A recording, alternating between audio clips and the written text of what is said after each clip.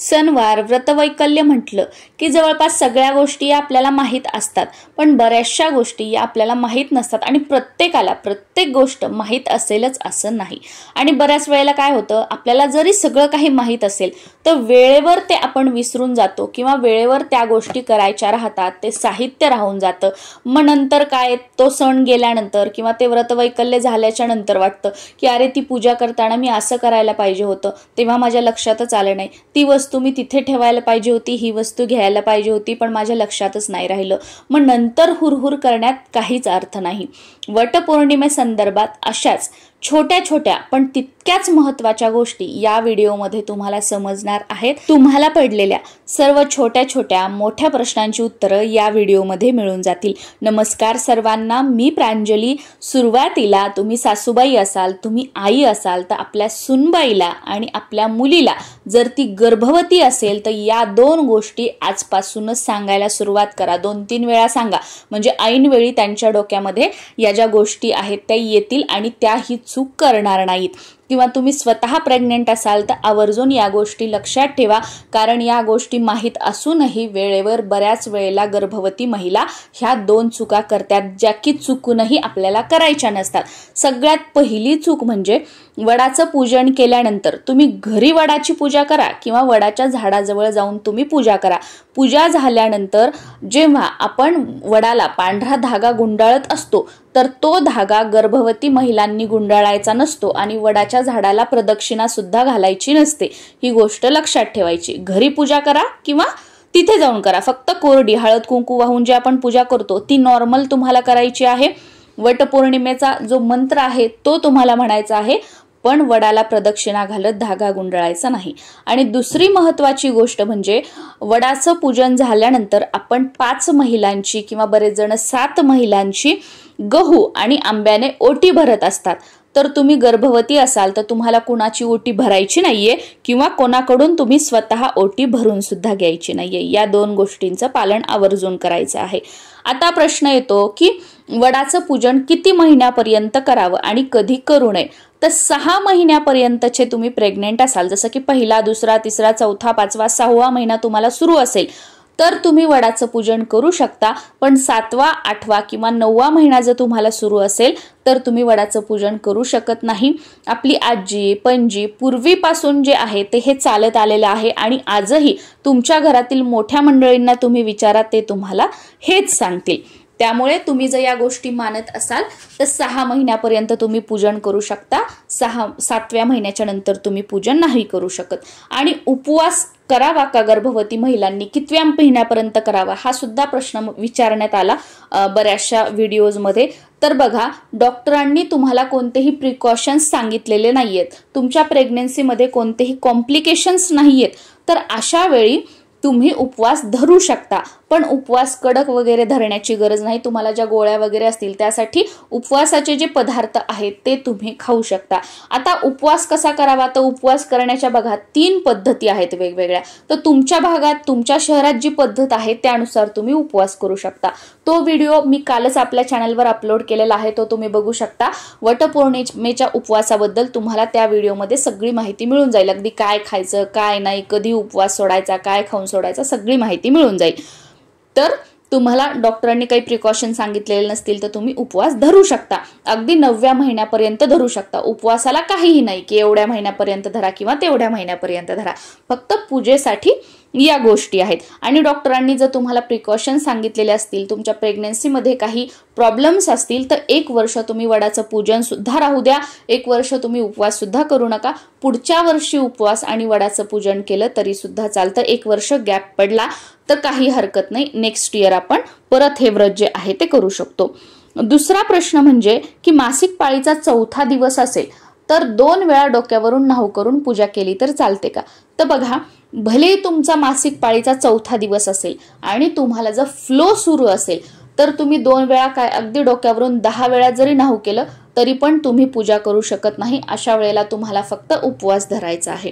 आणि 4थ्या दिवशी तुम्हाला फ्लो पूर्णपणे स्टॉप झालेला असेल, बंद झालेला असेल तर अशा वेळी मात्र तुम्ही डोक्यावरून 2 वेळा न्हाऊ करून वटपौर्णिमेचं व्रत केलं तरी सुद्धा चालू शकतं। यंदा वडाचं पूजन करण्यासाठी 3 मुहूर्त आहेत, तर त्यापैकी पहिला मुहूर्त हा पहाटे 4 वाजल्यापासून पहाटे 5 वाजेपर्यंत आहे। हा ब्रह्म मुहूर्त आहे। यावेळी सुद्धा तुम्ही वडाचं पूजन करू शकता। जर तुम्ही वर्किंग आहात, लहान मुलं आहेत, नंतर तुम्हाला ते उठल्यानंतर पूजा वगैरे करू देत नाही, तर तुम्ही या ब्रह्म मुहूर्तावर वडाचं पूजन करू शकता। यानंतर दुसरा वडाची पूजन करण्याचा मुहूर्त आहे सकाळी 11:55 ते दुपारी 12:51 या वेळेमध्ये सुद्धा तुम्ही पूजन करू शकता। काही कारणाने या मुहूर्तावर सुद्धा पूजन करणं शक्य झालं नाही तर तिसरा मुहूर्त सुद्धा आहे वडाचं पूजन करण्याचा, तो आहे दुपारी 2 वाजल्यापासून ते 2:45 या वेळेत सुद्धा तुम्ही पूजन करू शकता। आणि काही कारणाने जर तुम्हाला या तिन्ही मुहूर्तामध्ये वडाची पूजा करणं शक्य झालं नाही तर काही हरकत नाही, तुम्ही दिवसभरामध्ये तुमच्या वेळेनुसार कधीही वडाची पूजा करू शकता।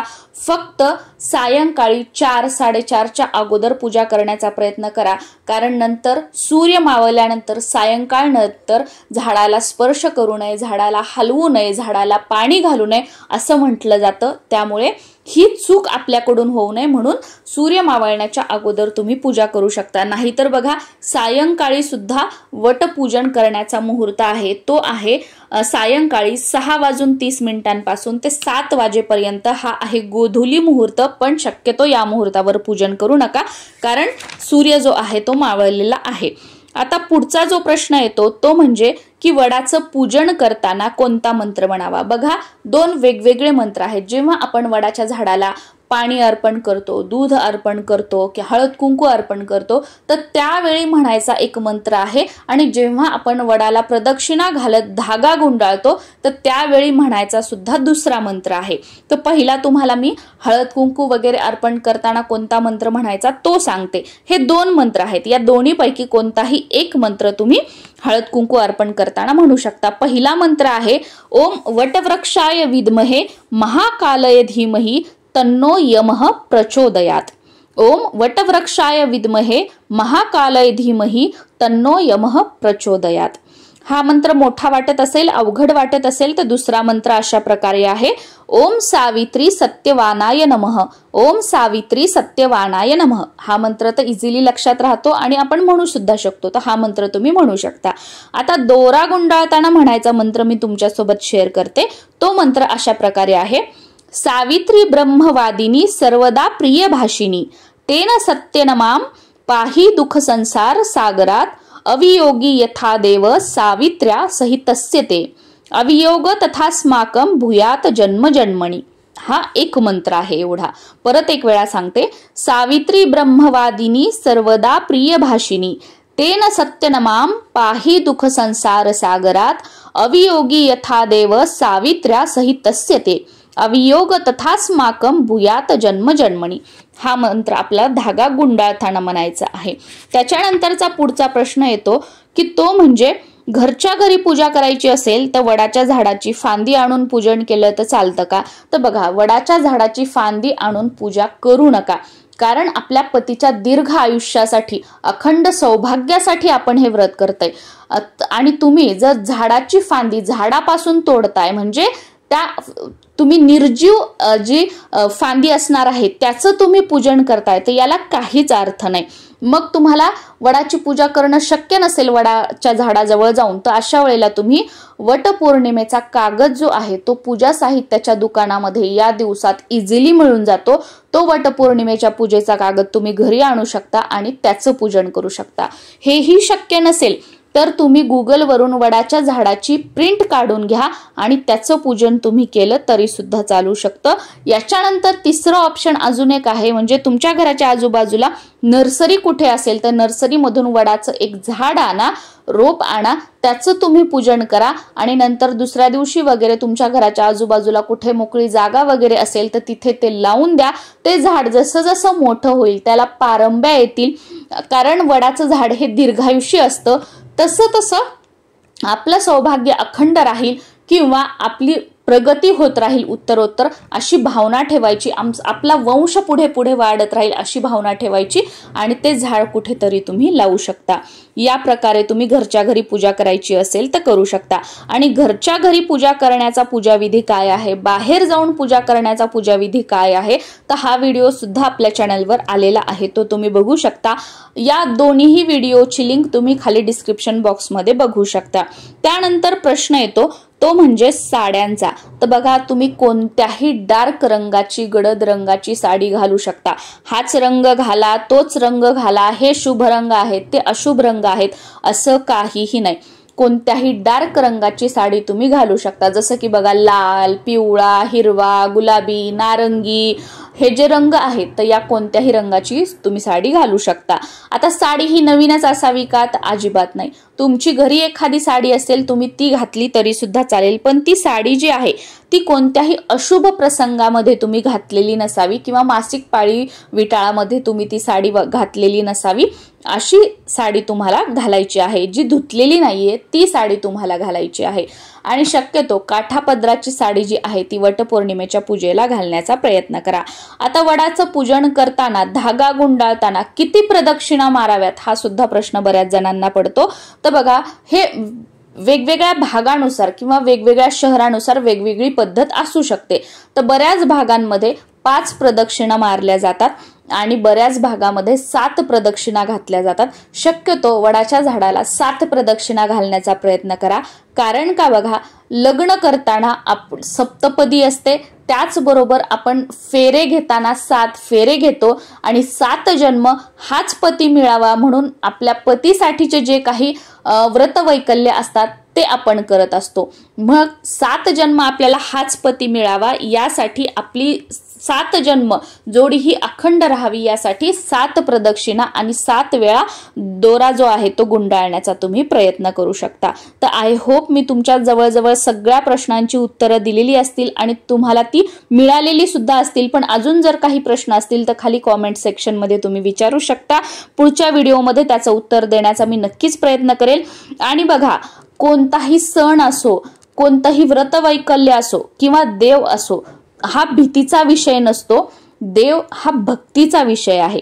त्यामुळे माझ्याकडून हेच राहिलं, माझ्याकडे त्या वस्तू नाहीयेत, मी कसं करू, मग माझ्याजवळ हे नाही म्हणून मी करणारच नाही, असं काहीही हे करू नका। आणि पूजा करताना मनामध्ये भीती बाळगू नका। जे काही करताय ते फक्त श्रद्धेने, भक्तीने आणि विश्वासाने करा।